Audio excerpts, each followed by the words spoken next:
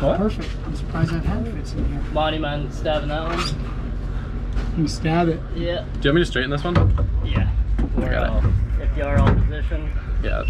Welcome to another episode of Sittin with Gittin. I have my friend and BMX superhero and automotive drifting car fun having guy, Adam LZ. Thanks for joining us. What's up? I'm surprised your hat fit in here. Yeah, no, for real. Normally, I'm glad I don't have the halos. Yeah, I got the halo, so you'd have been short. You'd have been in trouble here. So we were sitting in my Formula Drift car, which Adam even got to take a little rip for at Orlando Speed World. It was this car? It was this car. Okay, you got like 3, so it's hard to... Yeah, there's 2 actually, Okay. but yeah, this one, yeah. Yeah, so Adam came out to Orlando Speed World, took a rip in it, got yelled at by my technical director for being on the limiter a little bit too much. He thought he was driving a turbo car. He forgot what, or he didn't know what torque like this was. You didn't tell me I could go to 4th. I didn't tell him he had to go to 4th. You're a driver, bro. You know what gear to be in. You feel it. Well, you said stay in 3rd. So anyway, so we are at the Freedom Factory for the Burnout Rivals event. So I wanted to sit down with Adam because he's got a pretty cool story. I met Adam, what, 2-3 years ago, I think. I don't even know where. Yeah, I think we connected. Shit, I don't even remember where we met. But we met. Maybe, and then maybe I, it was and then at you, one of like the fun events, like and then- Hyperfest or something. the Hyperfest or Good Life. Yeah. And then we kind of hit it off, and I had you came out and drove the Pennzoil car during a demo with us. Oh, yeah. Right? Yeah. So Adam joined us at Nitto Auto Enthusiast Day, and he ripped the demo car, and with Chelsea and I, and yeah, so after that, you know, we've been chatting and hanging. Obviously, he's been super fast talent, up and coming in Formula Drift. You know, and it's been really rad to see your progression, but it all started with BMX for you, right? Yeah. Can you just share a bit about that? Yeah, so probably around like 2008 or 2009, a lot of my friends were kind of into BMX or skateboarding and stuff, and I was into wakeboarding at the time, and I was like super about it, wanted to be competitive, but I didn't really have any friends that were doing it, so I kind of moved from there into BMX, started doing it, and started making like little BMX videos, kind of like some of the like skaters that I looked up to made, and just making those videos kind of gave me motivation and ride with all my friends, just keep pushing myself farther and farther and farther, and that turned into something huge. Because that was kind of at like the infancy of YouTube. Yeah. So I did a lot of like how-to videos and had a lot of fun with it. And then as I kind of got sick of getting hurt and got more involved in cars and like could actually afford a drift car, that's when I kind of made the pivot.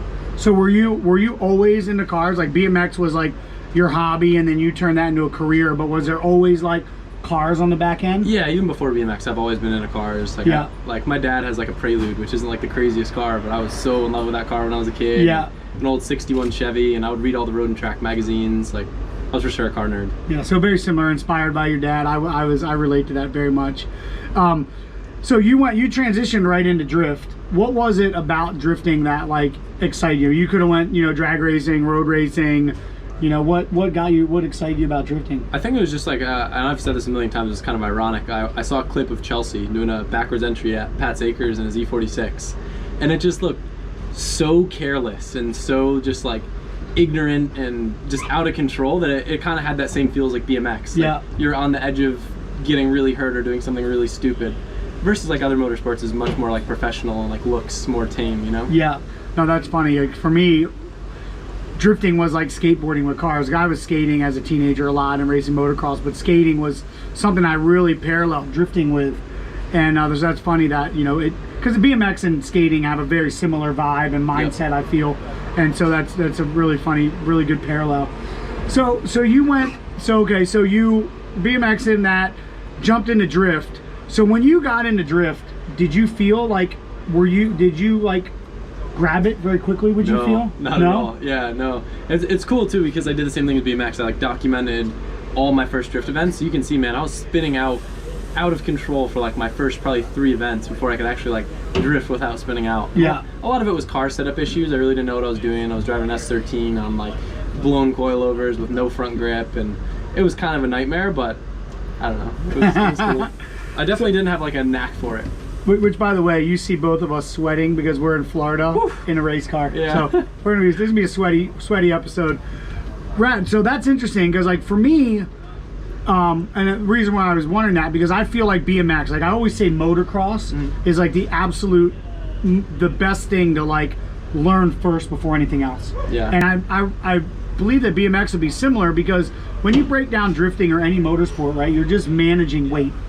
So when you're on your BMX bike, you know, whether you're at your house park or you're out, you know, at another place, like all you're doing is managing weight. Like if you're not managing your weight, you're just, you know, you're gonna crash every time. Yeah. And same with a dirt bike, you know, like you need to have your weight at the right spot when you're turning, and have your weight at the right spot when you're in the air, you know, through the whoops and things like that. So for me, when I got into drift, I felt that it was just weight management, but now you have a steering wheel instead of bars. And so I was wondering if that ended up being a connection to you, like at some point. Did you like, do you feel that BMX really helped you, or was it like when you got into drifting, you were just starting all over? I think what helped me the most with BMX, I don't think there's anything in regards to like weight management or anything, but the way that I would always learn tricks was a lot different than other people. A lot of people would just go and send it, right? They would go to try some crazy trick with no calculation, where I was always very methodical. So I would like, if I wanted to learn a 360 bar spin bunny hop, I would do it out of a big quarter, then I would do it out of a bank, then I might do it into a bank, then I might do it off a little drop before I try it flat.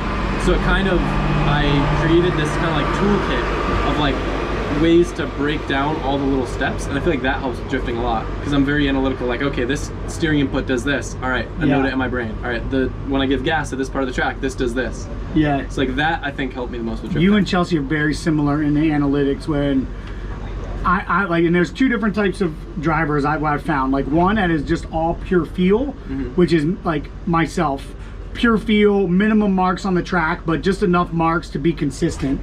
And then you and Chelsea, which are like, you can talk about everything you did every second in the run, and you analyze a lot. And for me, that would create over analyzing, which would cause issues, but for you guys it works, which I think is really two cool different styles about how to approach drifting specifically.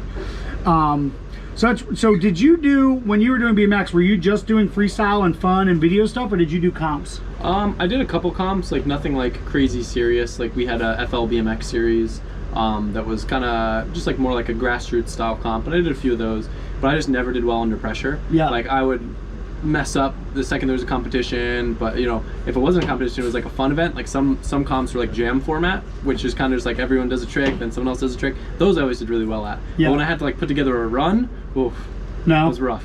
Yeah.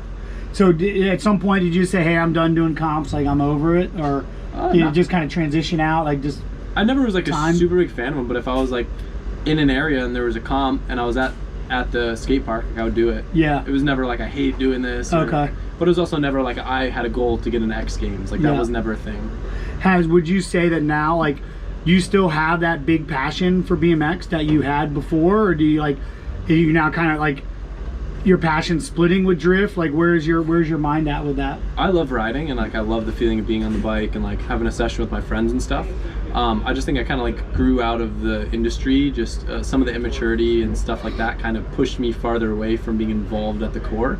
But I still love the act of riding my bike with my friends at the skate park and the feeling of like being in the air and doing all that stuff. Yeah, similar, like the friend thing. Like that's my favorite thing about drift, is like when you can go, and you do a lot more grassroots events and than I do as of recent, just to do my schedule. Like that's my favorite thing. Oh yeah. Is like being with bros and like that vibe of just like watching someone do sick runs and everyone high-fiving and the sick tandems where, you know, you're just like that. That's something that I think a lot of people you can't translate that through other than through passion and smiles. But it's like the best shit ever. I think you'll agree. So now obviously you've been doing Pro 2, and I got to tell you, I think I've told you this before, but I want everyone to hear this. It's been very impressive to watch you come in, you know, and really excel. And what I love about all of it, one thing I don't love, but I love the ending of it. And the one thing I don't love is like how society and some of the fans, you know, see you. You've obviously been a successful dude. You're smart, business minded, and you've done a great thing with the opportunity that you've created within your YouTube channel and things. But you transitioned and came over to Pro 2, and there's a lot of people hating on you, right? You know, just the general shit that we all get, you know, especially when you're at a pinnacle. But it was really rad to see you come in And I think your first event you really failed, right? Like, yeah. What happened? Was it? So what I think happened in the first event, because I had so many laps at OSW, I was so confident. I felt like I could do a 90-point qualifying run with my eyes closed. Yeah. But we started worrying too much about the car being too fast compared to everyone else. So we started making a ton of setup changes before qualifying, which I later learned is a very bad thing to do. Just qualify and then worry about making the car slower or whatever. So we got to the point where the car was so loose that I went and basically spun on both my runs. Yeah. So what that did was feed all that hate, right? And fed all the haters, and they left being right. And I don't like to give energy to haters, but I think there's a very amazing, incredible thing that you achieved, right? Obviously, you were bummed about that. You wanted to have a better showing, but then you came back, and then what? Oh, I think I messed up at Atlanta too. No, I'm pretty sure I did. Okay. I don't think I did well at all. Okay. It like started raining and I went flying off course. Okay, so so then you had two mess ups. Two big mess And then ups. what happened? And then I think I qualified first. There you go. Yeah. So for me, mentally, right? So mental is a huge part of the game. For sure. And so for you to come and do that, right? Those 2 rounds and then put it all together and then ultimately end up where you did and earn a pro license. Like, to me, that was very impressive. Like, I didn't think much of you making those mistakes other than just novice and inexperience, like of setup and being where you need to be and mentally for that time. But for you to put all that behind and then come back and then end the year where you did is extremely impressive feat. And like me watching you drive the first time and even chatting with Chelsea, like, it's very clear that you have it, like your skill set, your mindset, your ability to, to think big and run a program. Like, you have the full capabilities to do that. And so for me, as somebody that's been doing this sport for 17 years, it's exciting to me to see someone come up so quickly. It like gives me a lot of hope in the future of our sport. I appreciate it. And I think it's rad that, let's be real, like, you don't have to compete in Formula D. You do it because you love it. And you have that fire, like, you want to be the best. And you want to line up with all of us in pro and beat us. Like, I know that. I see that in you. And so for me, it was rad. And I'm really excited to continue, watching your progression. And I think that you bring a really cool thing to the sport. I appreciate it. And I really want to, I'm excited to sit back and watch your success and you kick ass, because I know you can. I appreciate this. You're showering me with so many kind words. I'm tearing up, bro. I'm real, man. And I think that it's important. Real recognize real, and I think that it's I think a lot of people need to see that. A lot of people know you as a YouTube guy, but at the end of the day, like, you're just a real dude that loves doing fun shit. And obviously, I relate to doing fun stuff very much. Today. Right, sweet, man. Well, thanks for hanging. I think it's rad for people to hear a little bit more of your story, and I look forward to battling you as soon as possible. Someday. Yeah, it'll happen. All right, that's it. That's cool.